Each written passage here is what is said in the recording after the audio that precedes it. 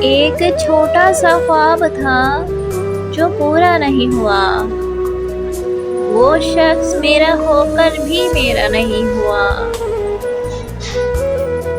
आज भी ये याद करते हुए रोता हूँ, क्यों किसी और का हुआ मेरा नहीं हुआ।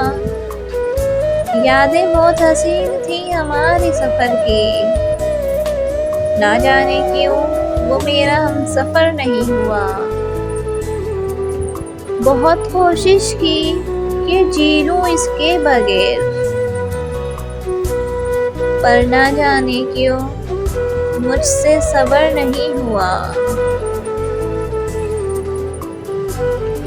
वीडियो पसंद आए वीडियो को लाइक करें, चैनल को सब्सक्राइब करें और ज़्यादा से ज़्यादा आगे शेयर करें। आप सबका बहुत बहुत शुक्रिया। अल्लाह हाफ़िज़।